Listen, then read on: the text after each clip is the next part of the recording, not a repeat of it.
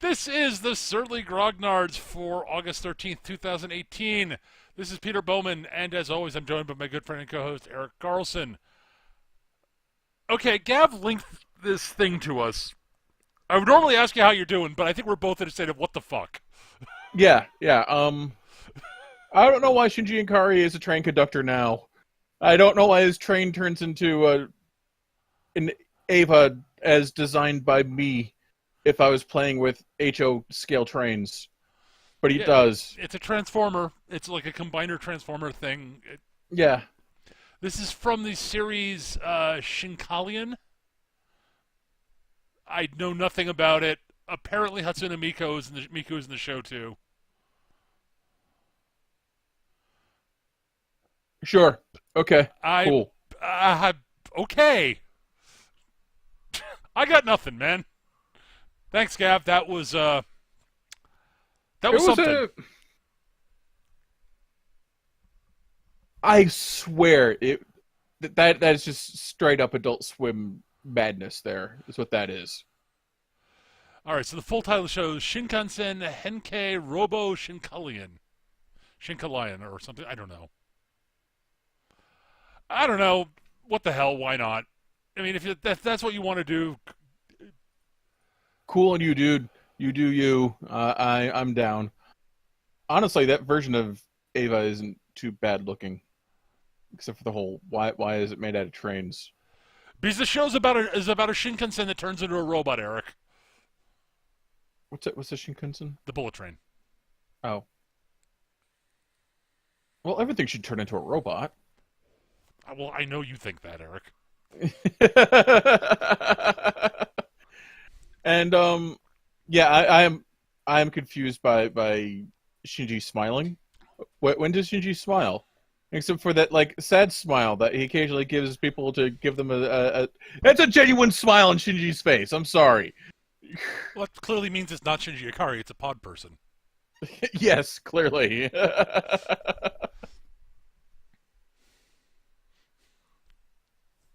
I mean, which might actually be an improvement.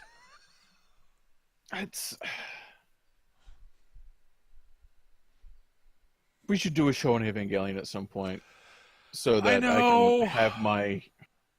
But I don't want to rewatch Evangelion right now, Eric. No, neither do I. But we really, really should. It's kind of important. We're probably going to do it on 3MA at some point. We're gonna have to. And then, which ending do we go with?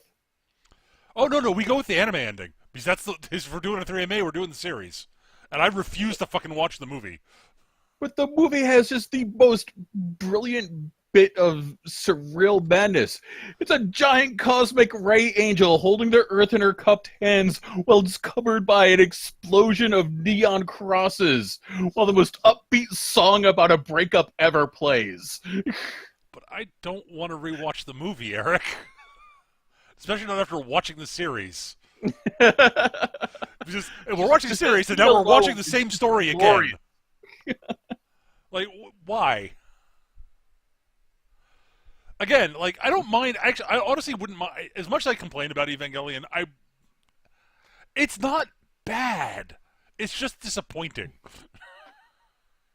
It falls apart towards the end through a combination of going off your meds and running out of money. Yes. Literally. That's literally the documented reason. They started running out of money, and Ano had gone off his meds. So, you know, the problem with watching Evangelion, again, Evangelion, like, as much as it's cool to hate it now and etc., it's, again, I never hated it. I always liked it, but I've never been a huge fan. I'm not personally a huge fan. It's not my cup of tea. Sure. Of course it's not. But parts of it are, though, Eric. I know. Which is why I find it so profoundly disappointing. But no, the thing is, like, for a long time, it was, it was actually honestly overrated for a long while. And then it became cool to not like to diss the show. And now it's actually underrated. Yes. Like, how the fuck did Evangelion become underrated? Tear down your heroes type of deal. It's a distinctly American thing to do. Yeah, fair point. I mean, I'm surprised we haven't seen the backlash against Bebop yet. Bebop is unimpeachable. Well, I agree with you.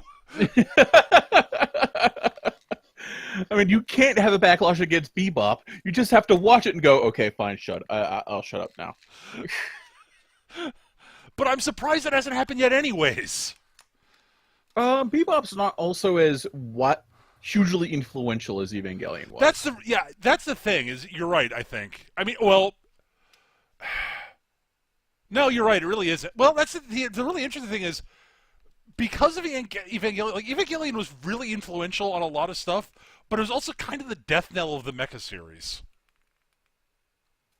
Sure, yeah. Like, Gurren Lagann was kind of the swan song. Kinda. Kinda. I mean, you had like Code Geass come out, and there's always at least one mecha show every season. But you're not getting the same kind of. It's not having the same passion cultural and sort love of thrown into it by the creative team. That you generally see for mecha shows, like the yeah. last. I mean, outside of Gundam is Gundam. Gundam will last forever. Sunrise will not let it die. But I mean, like, the last mecha show I watched that came out that was recent was Knights and Magic, which was profoundly mediocre. Yeah. I like the mech designs. Yeah, I like the mech designs. It felt really hyper compressed, really stupendously hyper compressed. It didn't really have characters. That's part of what I mean. I feel like I know you're just sort of are assumed to already know the characters, and they're just animating. Well, they're all tropes. Yeah.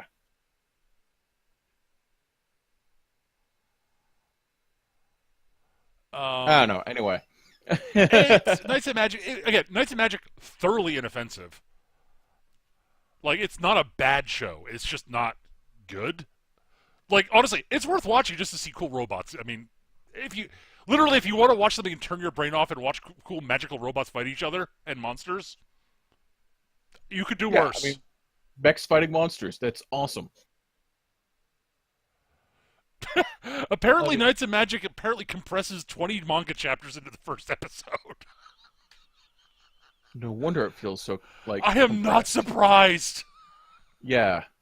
Not even a little bit.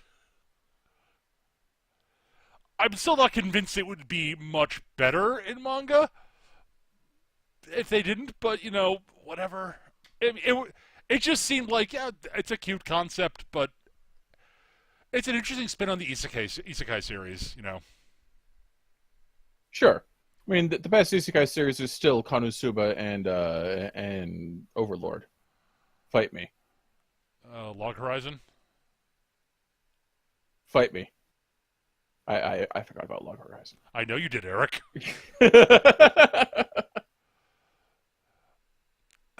I have to watch season 2 of Overlord and start watching season 3 apparently, because I'm way behind. I didn't start watching season 2 because I kind of I heard it came out and I didn't really quite believe it happened. Yeah, because Madhouse made a second season and they're doing a third.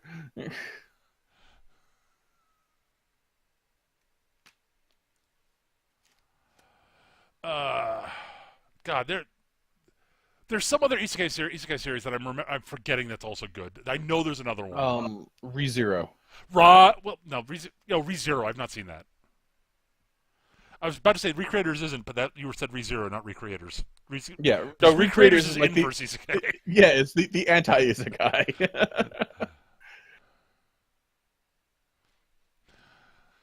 Recreators is good. Yes. There's crap. I should rewatch Recreators for a third time.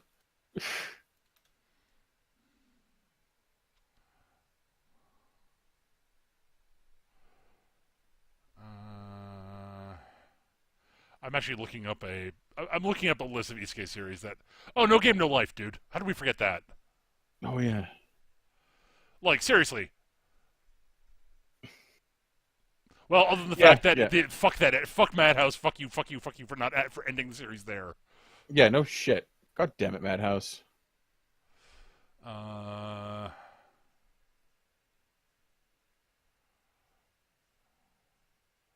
I guess technically, Saga of Tanya the Evil's Isekai.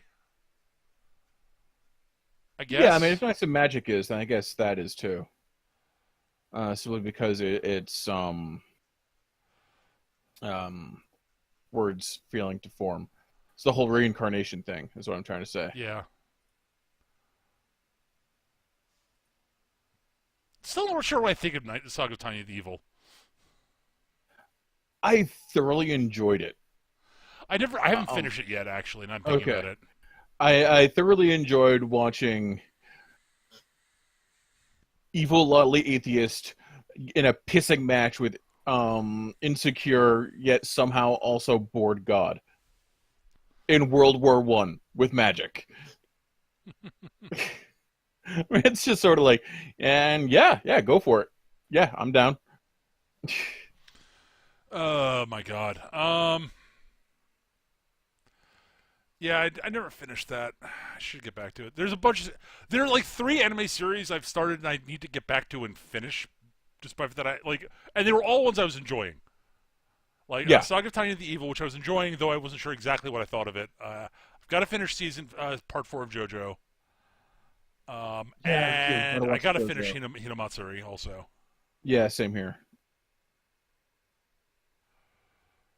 Um, I can't stop watching this friggin' Ava train thing. It makes zero sense, but somehow it's just, yeah. oh my god, Does why? does Train Nerve want to combine all lines into a single line for the engine instrumentality project? Oh god damn it, Eva. Does the bullet train have to fight overpowered steam engines? I don't know. I kind of want I want to see the angels represented as steam engines now. I'm not sure I do. But no, correction. I'm sure I don't actually. Uh, oh my god. What were they? Never mind. So we don't actually, as you can tell, we don't really have a topic today. We're just sort of like I didn't think I was going to be able to do it. But the thing I had going on tonight ended a lot quicker than I thought it would. Yep. So So we're doing a sort of a off the cuff show, and we started with that because Gav linked that to Eric in the Discord in the Discord just before we started, it was and just like he'd sent it to me on Twitter. I hadn't watched it yet because I was in the middle of streaming. Um, it's just bizarre and surreal. I don't get it. But okay, sure, dude. you guys do you, I guess. But we did get an email from Bardic DM with some Mm. stuff in it.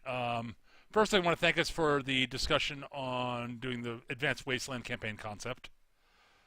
Uh, he also mentioned he's sorry to hear I'm still dealing with writer's block and burnout. Suggested maybe the Shadowlands campaign would be a good option for running over to 5th edition. Okay. Um, yeah, in theory I could do that, but I'm kind of done with that setting. Basically, I like the setting. It's a setting I've done in every edition of D&D from second onwards, and I never got to do anything substantial with it until I did the one on stream. And that was Mm. substantial, and I got to tell enough of the story that I think I don't need to revisit it. It's a good setting, don't get me wrong. And if I decide I want to try DMing 5th edition, I'd probably use that setting because it's a setting I know and understand, and it's my setting. Uh, but I'd have to be sort of wanting to DM to run D&D 5th ed. Right. And right now, I'm not really in the mood to run 5th ed, run D&D at all, honestly. Sort of D&D'd out I ran a lot of 4th edition. The Um, deuce, you say? yeah, and I really loved it. Loved it to pieces. I love running. I loved running 4th ed as a DM because it was actually well put together for DMs. Like I didn't have to worry about stupid shit that I didn't. I could focus on the story more and less on the actual mechanics, and covering for I did. I rarely had to go look shit up constantly, basically the way I did in 3.5. Like the players go, I want to do this, and there's like, oh god, there's actually a rule for that in. Oh my god, you want to grapple? Oh fuck you! Well, the grapple rules have. It's tradition that grapple rules are overdone and confusing. They were so easy in 4th ed. Yeah. Or the fact that in the original 3.0, they actually forgot to put the rules for drowning in the game. So they were added in, I believe, the FAQ. Not the errata, the FAQ.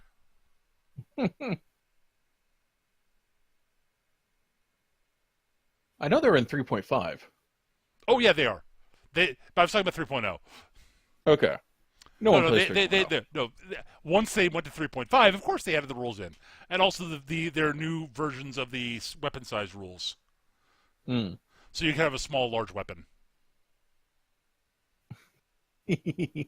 which technically makes sense. But oh my god! Yeah, if your halfling have a great sword. Oh my god! I wanted to like 3.x. I really did, but. Ugh. I will say I never want to run that as a D. I never want to run 3.x ever again. Like if I'm gonna put that much work into it, I'm just gonna fucking play Hero System. Right. And then we could be awesome. Well, I could be awesome. you can grab one motherfucker and hit another motherfucker with him. I can dual wield motherfuckers. Probably. If you're strong enough, sure, why not? Gorg certainly was. Well, I guess that would depend on how heavy the said motherfuckers were. I mean, Gorg was incredibly strong, but he did have limits. Sure. I could not dual wield tanks. Probably not. VW microbuses. Yeah, I could do that. Oh, well, yeah. Depends on how much I wanted wanted to slap 2 cars over someone. That would have been awesome. It's something that you could have done. I believe, yes.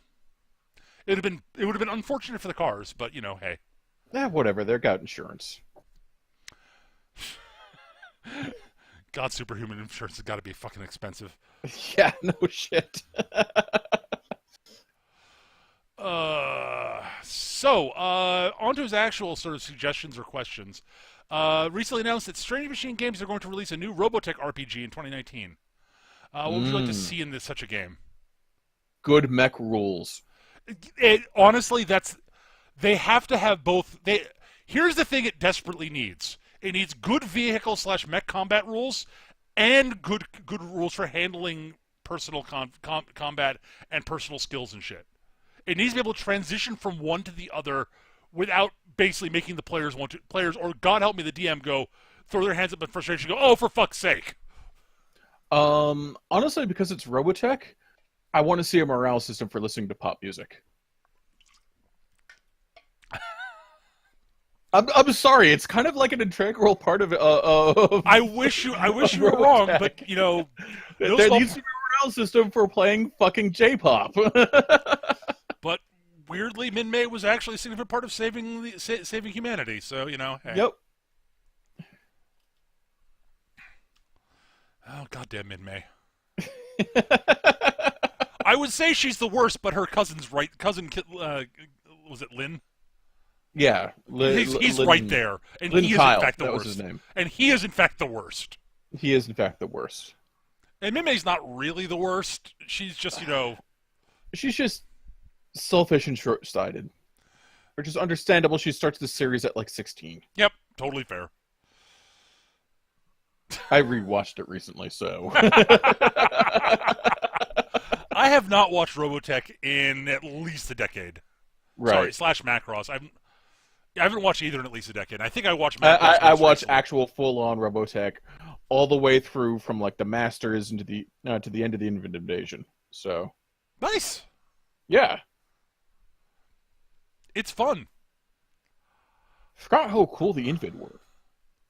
Yes, they were. They were actually very cool. They were pretty badass. Yeah, they're really badass. They had this whole thing about like using Earth as a test bed for jump starting their evolution because they'd reached a kind of stagnation. Right. And yeah, that was really cool. And they started making human form invids and everything to hell for them. Goddamn free will. Oh my god, Robotech is such a. It's... I'm still amazed that as much as you can give crap to as much crap as we give Harmony Golden, they deserve about They deserve 99% of all it. the crap. No, Holy crap, they deserve the get crap. they get 1% of it not deserved for somehow stitching these things together to make Yeah. Robotech. But I mean, I 99% of still the do. crap they deserve. Yeah, I still don't like the Masters arc. The middle one.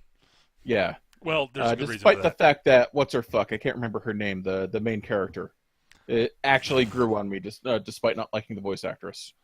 I have no idea. I think was Lisa Hayes' voice actress, just doing a different pitch in such a way that kind of made my skin crawl. Dana was the name, possibly. Dana, yes, Thank you, yes. Tempest Fox, in the chat. Yeah, yeah, it's been so long since I've seen that. Dana Sterling, that was her.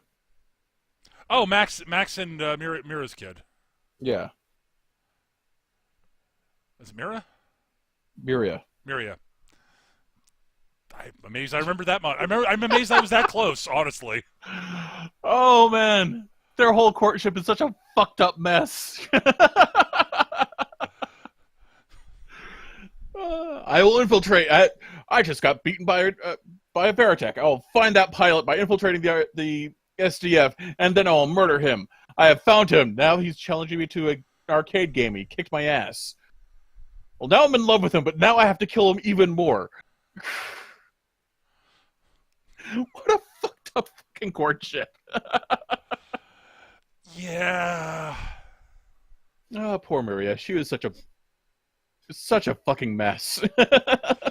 Yeah. Oh my god. So yeah.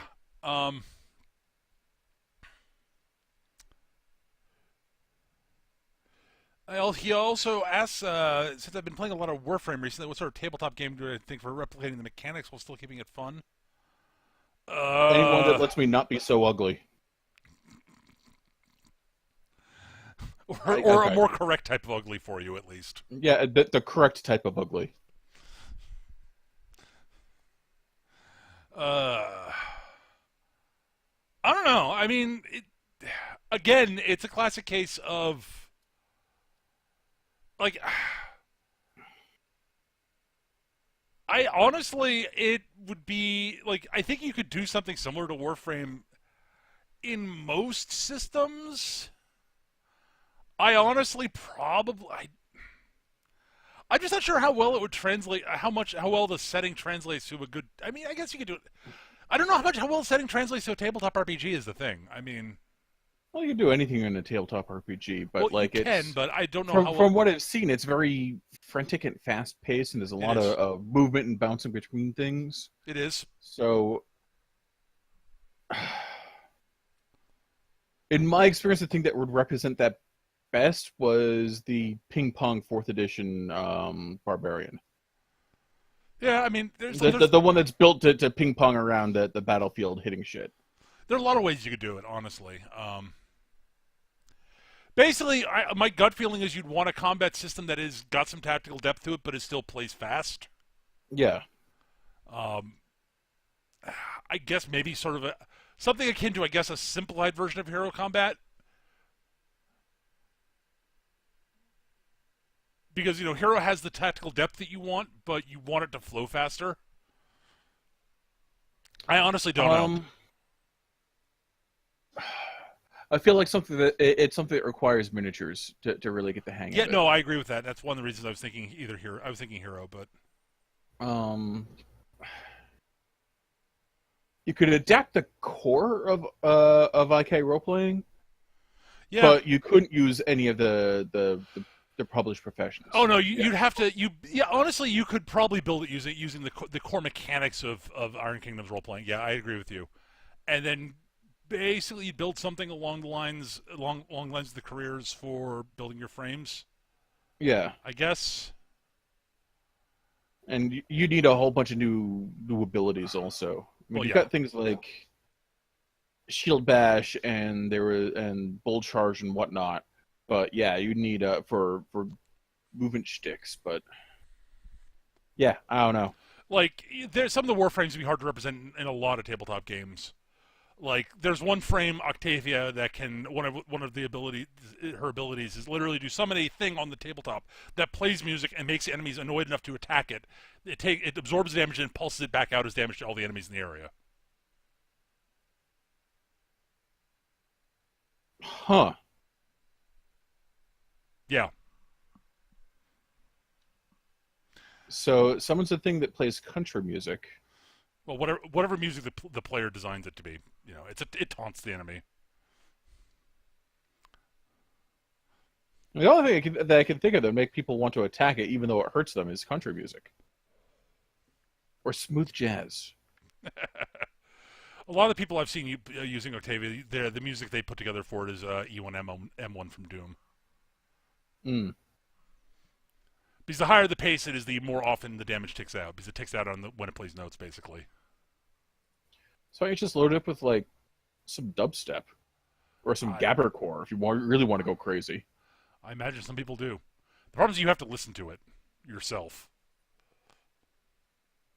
Yeah, yeah, I guess. But yeah, there's a lot of weird shit like that Warframe.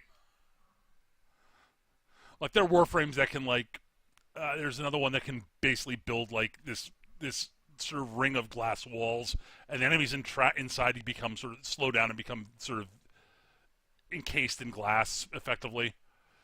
Like, and then you can break the wall and cause an explosion all outside. It's insane. There's a lot of weird shit in Warframe, Yeah, yeah. which is one of the things I do dig about it. But yeah, again, that's one of the reasons my gut feeling is Hero System, because Hero System can build anything. So, but it will be complicated and slow the game down. So I don't know, but my gut feeling is Hero.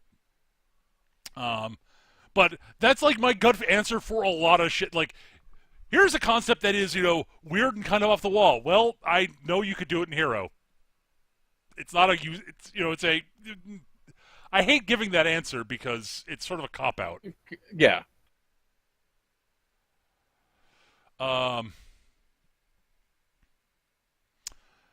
Recently found a board, but I hope that answers the question. I honestly don't know. I'd have to really, really dive into it and think about it. But my gut feeling is I'm not sure I'd want to do a Warframe tabletop game. Like the story is interesting, but the problem with Warframe is I don't know how well it would focus story wise on. I know. I guess you could find a way to do it with a group. It's just the inherent narrative of the game is very single player focused, but that's the case for a lot of MMO type games. Like the actual narrative Yeah. focuses on you, despite there's a lot of other shit going on. There are 8 billion other players playing, not literally, but Right. Yeah, I don't play Warframe because I can't stand the Yeah, look of it. the visual aesthetic bothers you more than it bothers me, and it bothers you enough that you can't get past it just to actually play the Yeah. game. I hear you. Everyone and their uncle plays it and says you should play Warframe. You'd love it. It's like then have you looked at it? I know a lot. Like there's elements of the designs of the Warframes I think you would really dig. I like. Which is all the more infuriating because I I've know. seen some with like some elements that I enjoy, but they somehow manage to completely mess up those elements. For me, at least. Like I do not like the look of Warframe at all. I know. Like, gotta respect the guys for sticking to their guns, though. Oh It's a yeah. shame they're wrong. I'm still not a huge fan of the way the Warframes look, but I don't dislike them enough to overcome the fact that I like when I first tried it a few years ago. The gameplay also I ended up disliking the gameplay more than I disliked the look. Right. But they fixed the gameplay part of it, so meh. Mm. At any rate, let's see. He also mentions recently found art for a board game called Zombicide the Green Horde, which is about a fantasy world going through a zombie apocalypse caused by a cabal of necromancers. Have you run a game with that sort of setting? And if not, what sort of advantages or problems could you see with running it? Well, I mean, it's sort of a yeah. I mean, I've seen some of the miniatures posted online. They look pretty good. cool. Um, by miniatures, I guess. Uh, game pieces. Sure. They're miniatures. Whatever. Yeah, whatever. Yes, whatever. Yeah, cool. That could be a really cool one-off for like a weekend marathon game. Oh, sure, absolutely. Um, there are Uh, plenty I would of. say nobody gets to play a fucking cleric or paladin because off button. I mean, there are. I'm certain that there have been other settings where that it's been done. That's the thing with your sort of typical D&D setting. A zombie apocalypse does have the issue.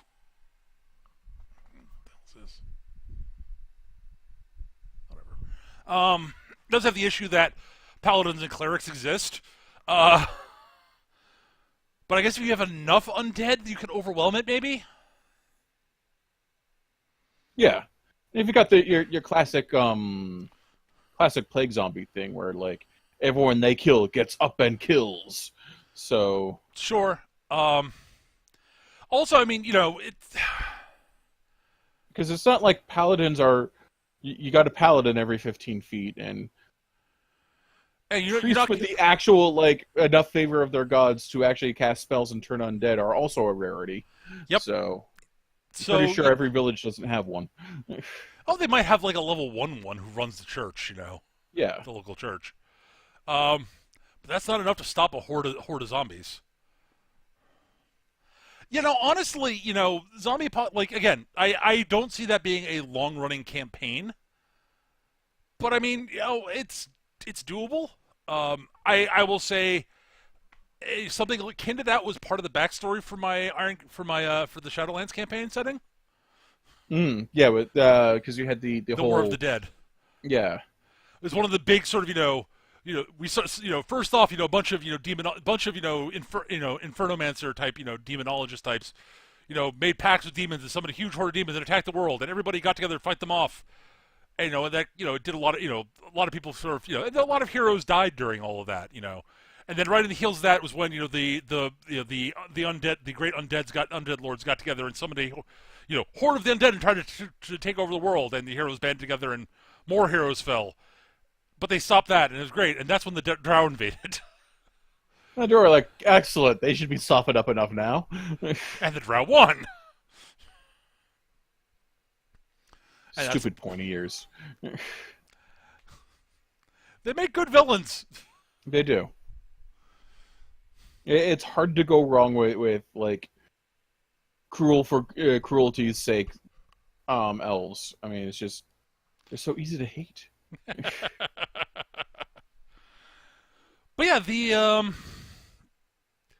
But yeah, for a short term campaign, I think it works great. For a long term one, I have issues with it, sort of in the same way that I have issues with long running like Call of Cthulhu.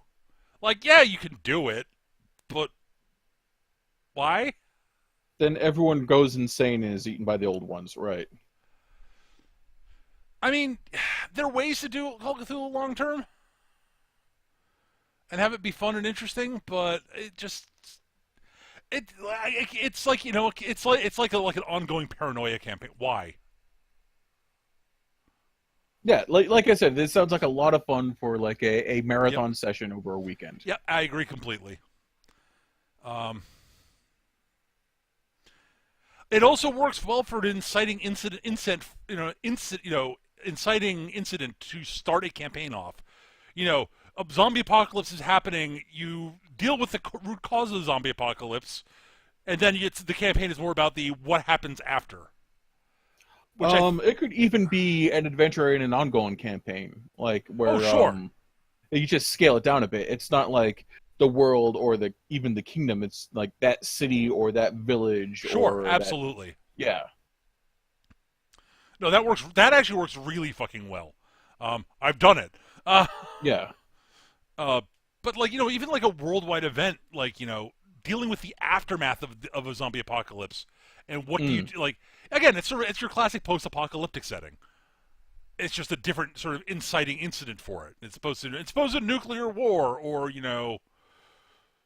uh, Alien invasion or climate change or the universe being blown up and the multiverse being blown up and smushed together because CERN used the Large Hadron Collider. Wrong. Wrong. That is actually part of the inciting incident for the new version of Gamma World. is it okay? Yep. Why is CERN always the bad guys? I don't know because people were freaked out because there was a group of people who didn't understand the science who were freaked out about the Large Hadron Collider and worried it might actually cause the end of the world. I'm not kidding. There were people who were worried I about know. that, I remember that. which I is just remember like, that. but do you not? I remember like there were some news stories on it. They talked to the physicists like, I mean, I guess it's possible in the same way it's possible the sun will have gone supernova by the time I finish this sentence. But Exactly. Like so that's why CERN and that's why CERN and the Large Hadron keep popping up as being bad guys. It's like, but the Large Hadron Collider yes. Oh, never mind. it collides hadrons. That's all it does. It moves very small particles very, very fast in a circle, a very large circle. That's what it does. And when I say small, I mean wow, subatomic. Subatomic. I mean, the reason why they do it is because you get like weird interactions at that weird quantum interactions when you get that tiny. Yep. And they're like, well, how does that work? Let's find out.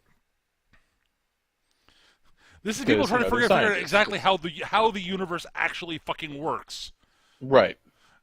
Not trying to take over the world through time travel. I love Steins Gate, but that still bugs me a little bit.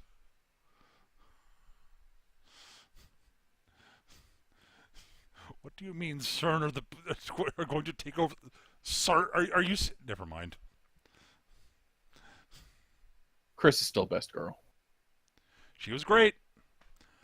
But he also threw a possible brainstorming concept in there, but we're not brainstorming I don't tonight. have the energy to do a I brainstorming don't thing. I'm either. sorry. I it's a really good idea for a one, but I just don't have the. I ain't got the brain power for it tonight. Which is why Sorry, we didn't kids. start doing it. But yeah, so thank you, Bardic, for that email. That got some Yeah, discussion going, which which is awesome. And oh man, a Robotech RPG. I hope it's good. Hope it has good mech rules. it needs them. That's like I hope there's a reason to play a Destroid.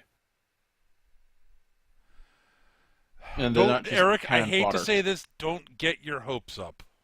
Well, I will be flying a Veritech because it's a fucking Veritech and it's goddamn fucking Robotech. But there should be rules for it. It should be a valid option. Don't Just get like your playing hope a up, half orc Eric. should always be a valid option in the fantasy world. Eric, don't get your hopes up. I'm just saying, don't get your hopes up. I would be I know. utterly shocked if there were actually in the base rules, if there were actual rules for playing on the Zentradi side.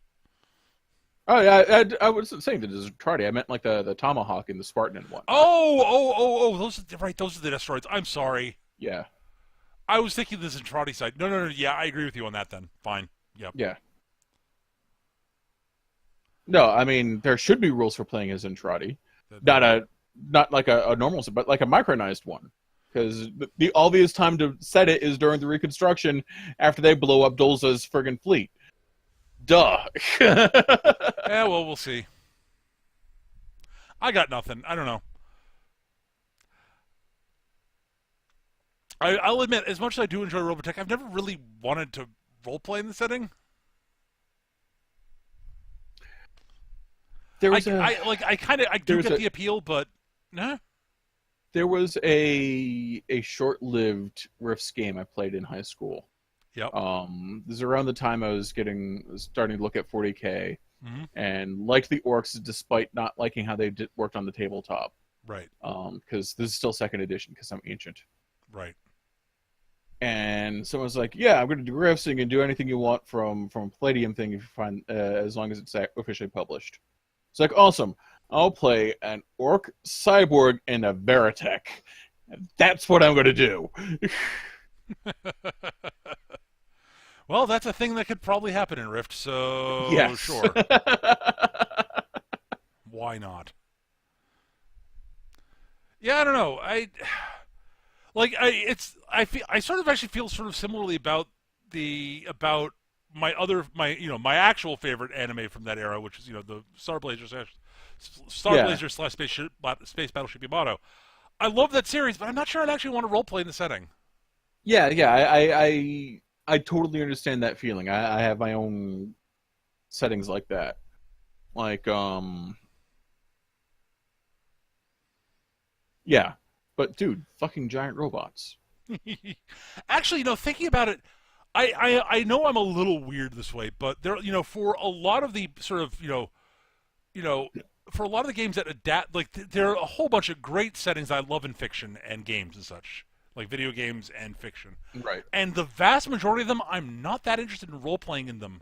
I'm much more interested in role playing in a world designed for role playing games. Yeah. Like, Um, I wouldn't ever want to play a game of the culture. oh God, no. Like, I love reading stories about the culture and the Ian Banks sci-fi series for the uninitiated. Right. Go read some of his books. My favorite's Use of Weapons, but start with Player of Games. It's a better introduction. That's the only one I've read, but Ah, I've got to read more Banks. I keep meaning to, and I haven't gotten around to it. It's his he's stuff is he's really good, man. His stuff is really dense. Yep, I agree. I know I like his stuff. I need to read more of it. It's the And his same way most with interesting stuff, the culture is only involved peripherally. right. Like I've sort of the same thing. I have the same thing going on with the Dresden books. I've read the first one. I need to read more. I just haven't done it yet. The Dresden book is the weakest in every way. He's really finding his feet as a writer during that. Oh no, And I he can just totally believe keeps that. getting better.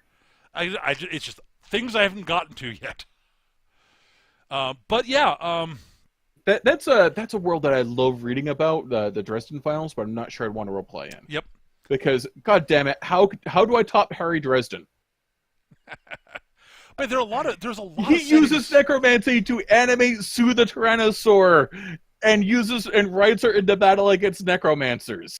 Tell me that's not fucking awesome. It is. There's no How arguing do that. you top that? I don't know. That's hard. But like I like there's a lot of there are a lot of fictional settings. I look at them like interesting, but I'm not sure I want to role play there. Um, like there are some notable exceptions. Star Wars always felt big enough that like I could if I just sort of I didn't feel like it was a big enough setting and there was enough interesting stuff there. I didn't feel like I had to plug it down into the middle of the main story. Yep. Um, Yes, Tachi, the largest T-Rex ever found. He animates her skull and rides her into battle. It's amazing. I think the book is Deadbeat, although it might be Grave Peril. I can't remember which one. um, uh, like honestly, up until Modifius released their new Star Trek game, I've always felt that Star Trek was a setting that you could roleplay in, but it never just like I had thought that it'd be the setting I wanted to roleplay in. Then every time I looked at a Star Trek RPG, I was like, yeah, never mind. Yeah, up until your recent interest in this, I always looked at Star Trek and I was like, hey, this is a world I love. I adore this world. I don't think I ever want to play a game there. But I'm totally willing to try. Yeah. Also, like I honestly like it. I honestly it just and I there. God, what are the others? There was some other setting I was thinking about that. It, there's one other setting that oh right, yeah, right, yeah, yeah, yeah. The game that has it that the setting that I really like, and I would love to role play in it. In fact, I think I'd rather role play it than play the games in it. But doesn't have a role playing game, which is Mass Effect.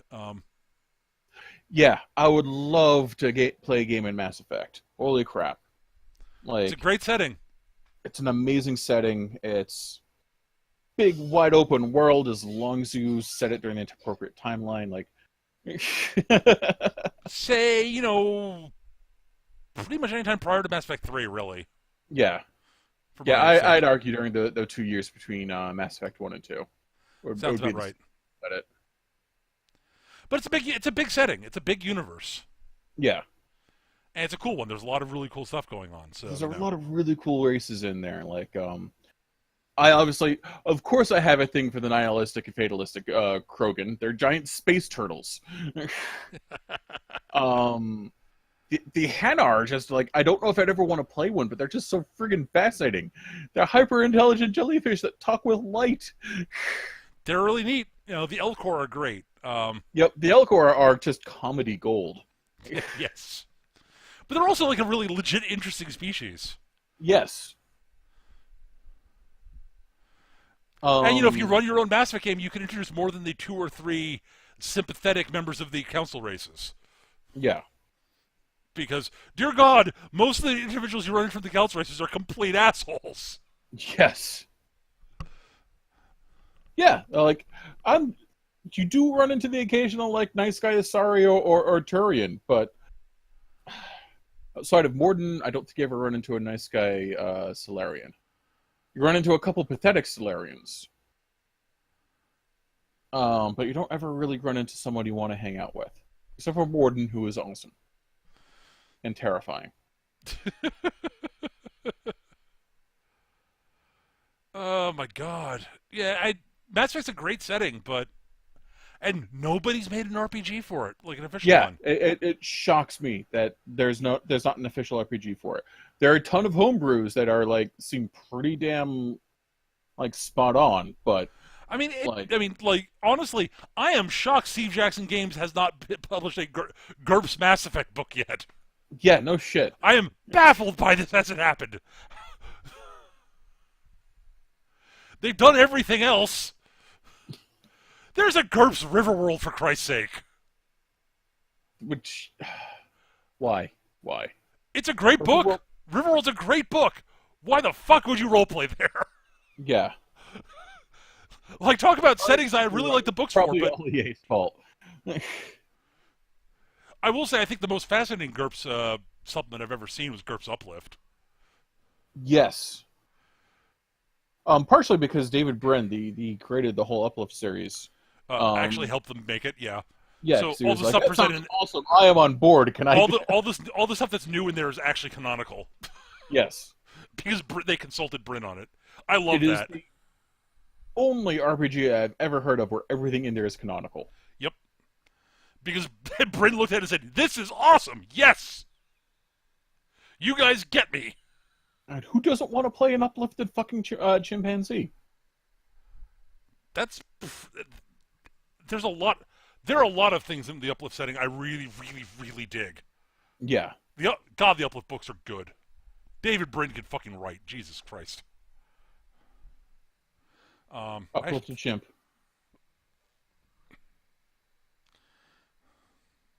I like Or most of dolphin. the dolphins. The dolphins are pretty cool. Yeah. Most of the uplifted species, Terran species, are actually pretty awesome. Yeah. Didn't they uplift gorillas too? Yes, eventually. But Yeah, it was that done was one of the- illegally, so the council gave them to another species. That's Damn it. right. Yes, they were done. They were done after everything. Yep, that's right. Yeah. You uplifted these guys after we told you to stop uplifting stuff, but they deserved it. Sorry. But they deserved it. They clearly do. Well, that's beside the point. We told you to stop. But stopping would be stupid. But it's against our rules. Your rules are stupid. What did you say? But your rules are Nothing. stupid. No, they're almost certainly human diplomats that did in fact use that argument. but your rules are stupid. You haven't changed them in 10,000 years. Come Longer. on, guys. I think it might have been longer than that, Might have actually. been longer, actually. Crap, I wish I could remember the names of some of the species that I really liked. Yeah. I really like that one species who are big into practical jokes, who really really like humanity. Yes, yes, they're like shapeshifters, but not like gross shapeshifters. They sort of do minor stuff, and they have Yeah. like antennas that they project psychic glyphs into. Yep. Like I Um, love that. I love how they utterly adore the English language because it is one of the only languages in existence where you can everything you can say every word you can say can be factually true and you could still lie. yes, They think this is the coolest shit ever, which is simultaneously really cool and one of the most horrifying things about English. yes.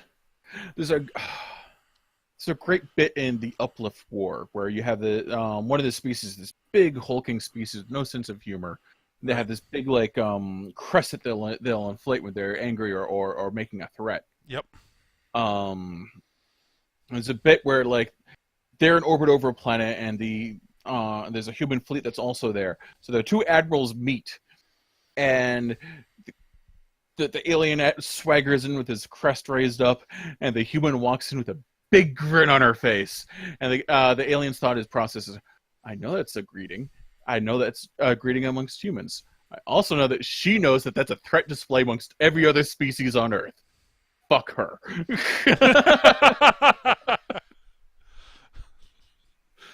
Something similar happens in the beginning of one of Niven's Ringworld books. Mm. I think it's in one of the Ringworld books where Lewis Wu is sitting on a bench on a Zinti planet, and Yes. there's a Zinti patriarch and one of his cubs with him, and the cub looks over at Lewis, looks back at and looks at his daddy. Is that what is that? That's a human. Are they good to eat? Lewis overhears this, looks back at them, and grins. And the Zinti father goes, "No," Yes, I remember that. because this is a Zinti who has learned the human lesson. Yeah, he was if I remember correctly, that patriarch was actually a veteran of one of the Manzinti Wars. Yes. It's like, yeah, normally that is a human who knows what that means to Kazinti and is doing it for that, not for the normal human reason. No, I'm not fucking with him. Nope, nope, nope, nope, nope, nope, nope.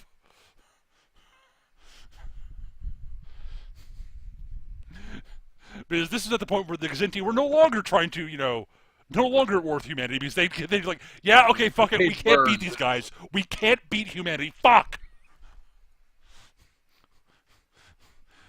Stupid fucking puppeteers monkeying with them. God, Breeding for luck. assholes.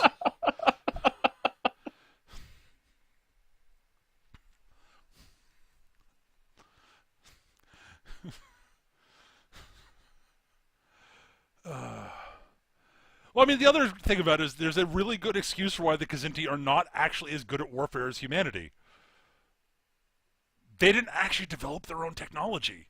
Yeah, they're uplifted basically. If I remember They correctly. were not technically uplifted. They were discovered basically sort of Bronze Age level by Yeah.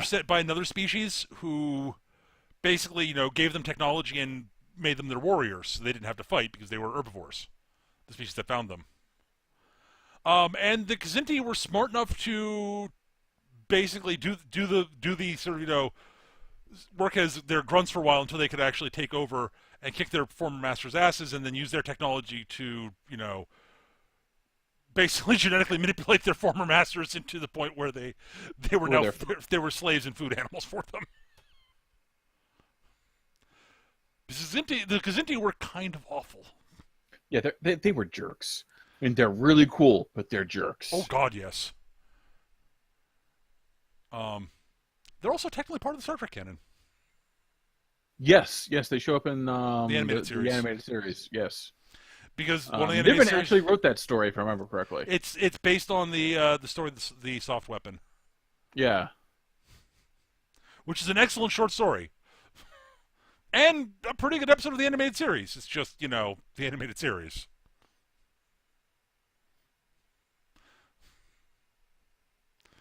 It helps. Which It's is getting more and more canon, considered more and more canon lately. well, yeah. I, I have a hard time arguing against it, given the Discovery is canon. So No, Like I it's mean, and I'm not yeah, actually saying that. I'm not even really saying that as a knock on Discovery. I'm because it's just enough different. It's enough of a shift away from a lot of the established canon that it opens up a lot of area for adding other stuff, which is both good and bad. yeah. I'm not a fan of Discovery, but I'm not actually again not saying that to knock Discovery. I haven't seen enough of Discovery to really to have an That's informed opinion, that's sort of why I and don't want to. yeah, and I just okay, it's and that's saying something about a Star Trek. I don't care enough to seek it out Well, again, because it's I love me some Star Trek. yep, yeah. We both love Star Trek to pieces. It might be my okay, of the stuff that's on film or television, it's probably my favorite. It's probably my favorite franchise setting. I With think I Babylon agree Five with being you. very close behind for me. Like in the old Star Trek Star Wars fight, I just barely land on the Star Trek side of the fence. Yeah, no, yeah, I'm more on the Star Trek side than I used to be. Basically, I always sort Yeah, of felt like right in the middle. I loved both Star Trek and Star Wars. I was always thought that the fact that people got into heated arguments about it was I thought was always fucking stupid. Say, well, why not yeah. both? They're both fun Oh, and great. well, it's like the old Kirk versus Picard debate. Nerds will fight over anything, is what it boils down Well, to. yes, of course they will, because people are fans will fight over anything. Let's be real. Yes. Fandoms suck.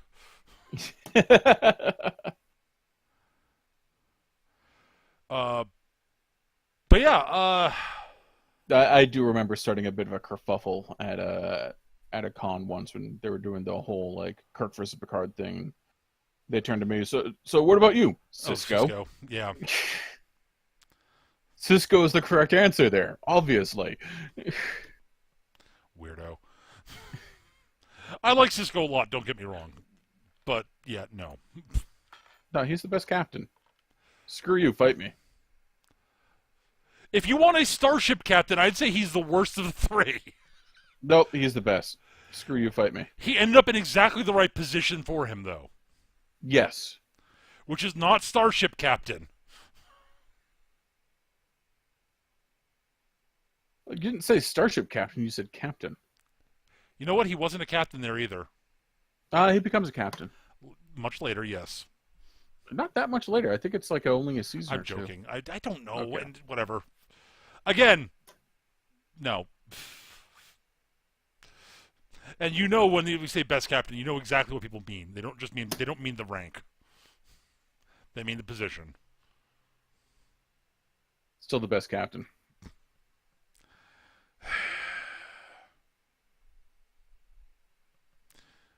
I'm not going to argue with you.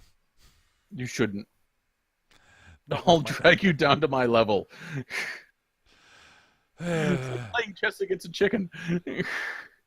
utterly pointless. Yes. No matter how well you play, the chicken's still just gonna knock over all the pieces of shit all over the board and start around like like he won. Yeah. Yeah. That sums it up pretty much well, Eric. Uh. Like arguing with people on the internet. That's pretty much what happens. hmm.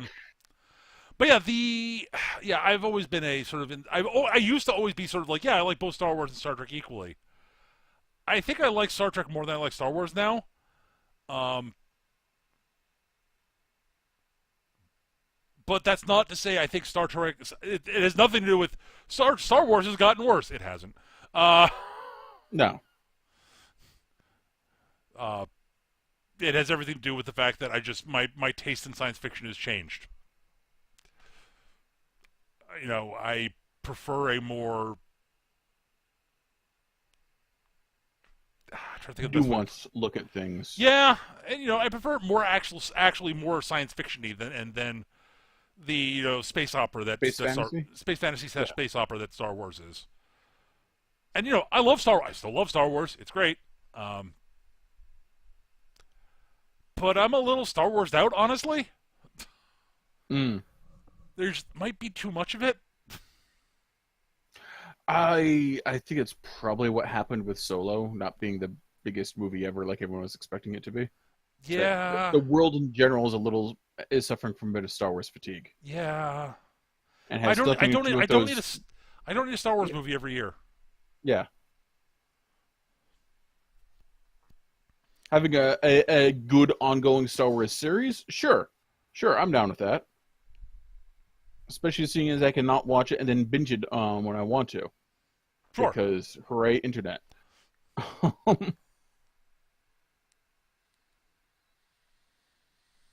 But yeah, no, whatever whinging fanboys on the internet say, I don't think their boycott did anything to Solo. Yeah. I'm just baffled by some of the just the. I'm so baffled by the kerfuffle over Last Jedi. It's just like, really. I'm not, and I'll tell you why. Because fandoms generally react, unless it's absolutely superbly, unimpeachably done well. Fandoms react poorly to change, Yeah. and The Last Jedi is nothing if not change. True. But you know, again, it's a case of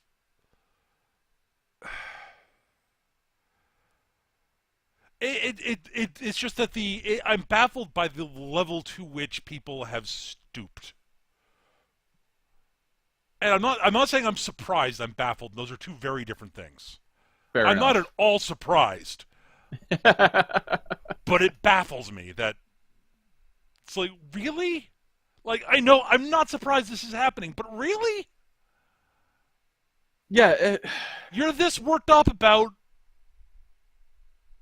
so many things that are just dumb to be worked up well, about. more to the point, the active attempts to sabotage it. I'm like, dude, why are you trying to sabotage this thing you love?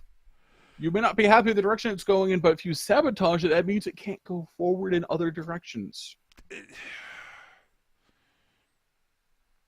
Also, you know, again, like the personally attacking individuals involved in it is just like the just it's asinine, stupid, and small-minded and petty, and just you're a terrible person for doing it. But B, it's not gonna work. Yeah. All you're gonna do is piss them off and make them not listen to you. Like, More to the point, you're going to drive all the talent away from the franchise. at best. Like, the good people you want to work on this aren't going to want to work on it because of the way you've behaved. Yeah, totally. You can say, I don't like these changes. That's Fine. fine. Totally fine. Attacking people, making personal attacks and harassing people involved, that doesn't It's that doesn't counterproductive. serve you. It's Yeah, counterproductive. It's it like, doesn't serve it. It doesn't serve you. Doesn't serve the franchise. Doesn't work for anyone other than make you feel slightly better for about 10 minutes. like it's just bad. It's just I don't I just from the standpoint of like being someone like who thinks about like doing things in a like do how few people understand how to critique things. It's amazing. Mm. Like, okay, yeah, you don't like this. That's fine. You're allowed to not like shit. But like, do You can you even understand do how a proper critique about why you don't like it, and that's awesome. and you know, But maybe I do don't the agree and you know, maybe your reasons are ones I think suck. But yeah, that's fine. Like, maybe I don't agree with you, but but then I can critique your critique, yeah. and we can have a critique fight. Two Like, nerds enter, one nerd leaves. I mean, like you see this all the time. Like you see this all the time with people critiquing video games too. Just like, Jesus Christ, why are you attacking the individual devs personally? You Yeah, realize by doing this, they're just not going to listen to your complaints anymore. Like, dude, you're an idiot. why are you attacking the writer of the video game for problems with the gameplay when she said, wasn't involved in the gameplay. I'm not big on gameplay. I'm a writer. Why attack her for that? She came right out and said, "I just do the plotting." Because people are stupid. I mean, like, Yes. it just, oh my god. Sorry about getting ranty about this sort of shit, but it's just one of my it's one of my pet peeves. Well, again, like I just don't understand attacking. Like it just doesn't serve you any benefit. Like seriously, and I'm certain, like I'm fairly certain, like 99, like the vast majority of our audience, if not all of our audience, as small as it is, like get that. Yeah. Like if you don't, if you're, by the way, if you're surprised by our opinions on this at this point, have you been listening to the show? Well, there's. I sort of feel the same way about all this stuff as I feel about the gatekeepery Oh nerds Jesus that don't want Christ! other people coming into their Oh hobby. Jesus Christ! Like, I kind of understand the place they're coming from, in that, Yeah, like, well, I yeah, mean, I suffered and died. I suffered for this, and I suffered for my fandom and my love of this, and mhm. you haven't paid your dues, kind of deal. I understand that place they're coming from. At the same time, I'm like, dude, it's more people helping. It's more people loving the thing you love, which means more of it gets made, which means more of you for you to consume. I mean, And if you're not a dick about it, they can enjoy it with you, and you'll have someone else to talk about it with, yeah, I mean, or I'm play it certain. with, I will or say, whatever. I'm certain both of us have done some of that gatekeepery stuff Oh, occasionally. I know I have. I know I have, Yeah, exactly. and sometimes I catch myself doing it and feel like a dick. Sometimes I don't for weeks later. Sometimes I just don't catch myself doing it. But it's something I try not to do for exactly those Oh, reasons. absolutely, totally. I'm just saying, like, yeah, we're both aware we probably do this from time to time. We know we've done Yeah, this in the past, and we know we probably still do it from time to time, but we try not to because God, it's asinine. yeah. And Again, again, it doesn't forward anyone's goals. right? It serves no beneficial purpose other than basically, salving over old wounds that you have. Yeah.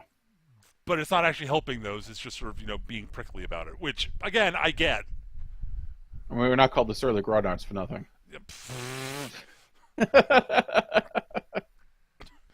Yeah, but yeah, like, yeah. All right, I should actually have not been looking at the chat. I apologize, chat. You're supposed to look at the chat? Well, I try to do that for sometimes. Okay.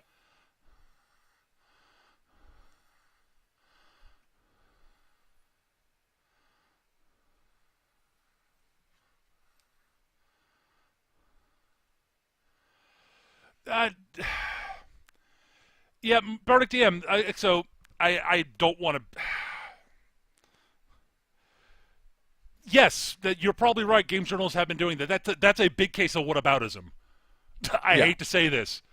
I don't. That doesn't matter. It when fans are doing it, it's completely like yes, this group of other people are doing it too. That is irrelevant to what I'm talking about. That is almost not. That is not quite as bad, but it's in the same vein as butthurt emails. That's not fair, dude. But it's in the same. It's coming from. It's. I don't think he's intending to do it that way, but that's yeah, like say that if the games journals have been doing the same thing over political bullshit for the last few years, it's coming from the Well, same. It's the same thing.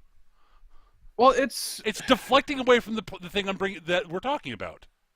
sure, sure, but dude, you have to hit him with that.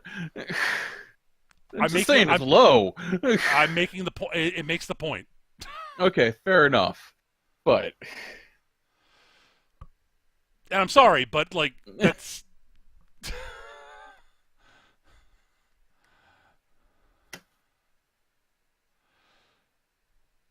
yeah, whataboutism has always been an issue, and it's been an Yes. old favorite for Oh God, yeah. And since time happened. I'm doing it to illustrate a point, not saying it's not on the same level, not even close, but it's in the same area of what we're talking about, which is Well, like you said, whataboutism. It's yeah, it's an old tactic, and a favorite of the Soviets, actually. oh God, yeah. But again, Like it's like it's it's it's it's a rhetorical thing that a lot of people do, not without thinking about it. Is what I'm saying. mm. I mean, I know I do it sometimes. I think we Yeah, all but do. Bardic, yes, I can expect better from people in the Joe on the street when the support authorities are pulling what you hate. I can expect better of people. I expect better of people. I'm profoundly disappointed in people, but I expect better of people. Like I don't get that argument. If you don't expect better of people, they can't live up to your expectations. I I'm also so. There's this saying I heard once that I understand, and that is you can't blame the cat for not knowing algebra. Sure. And like you can't. And it's not an insult to people. It's like I can't expect people to put together a coherent critique of something if they've never been trained to. It's a skill you have to Oh, learn. sure, absolutely. And yes, it's and yeah, I'm just barely proficient in it. By barely proficient in it, I only make a fool of myself 50% of the time. But yeah, no, I again, it's a case of yeah, I totally acknowledge that, but like again, if I don't expect people to try to be better and try to do better, then when will they ever attempt to be better? Sure. That's the issue. Sure. And it's just and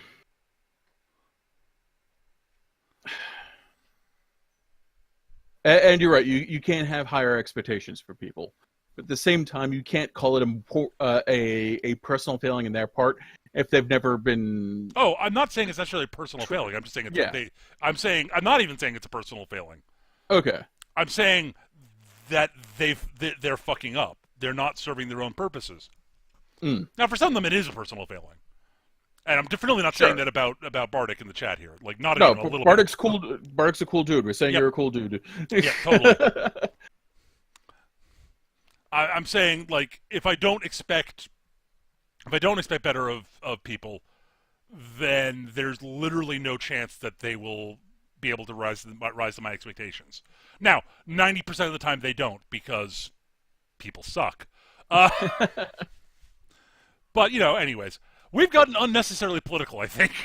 uh, it, uh, Without actually getting political, yeah. Yeah. God damn it! We started. We started And talking about fandoms, then we got rile ourselves up, and now, yeah. yeah, I apologize, chat. I apologize, listeners. But yeah, fandoms suck. I hate to say it. They've only gotten more toxic with the echo chamber effect of Yep. social media. Also, Yeah, it has not they, helped. they sort of feed upon themselves, and Yep. yeah. For good and for ill, mostly for ill. Uh, I will say, like, thank God for the internet for bringing people together. At the same time, damn the internet for bringing people together. yeah. Stupid double-edged swords that are also chainsaws and have a blade on the other side of the handle. Why would you do that? Just remember, Eric, understanding is a three-edged sword. And now I understand what he meant. Somehow. It turns out Kosh made a lot of sense. Well, only after the fact. You had the meaning crammed into your face at lightning speed. Does it make sense? Oh, thanks for warning me that. Thanks for warning me, Kosh. That was great. Next time, do it in a slightly more comprehensive and understandable manner. Because, yeah, that would have been nice to be warned in a manner I could comprehend. How will this end? In fire.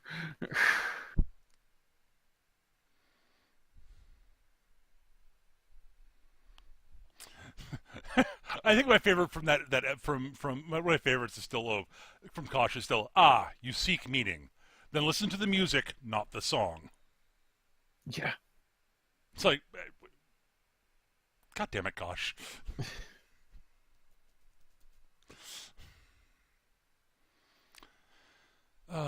Kosh is the best. The avalanche starts. It's too late for the pebbles to vote. Which Yeah. makes, which requires the cautianism that requires the least amount of deciphering. Pretty much.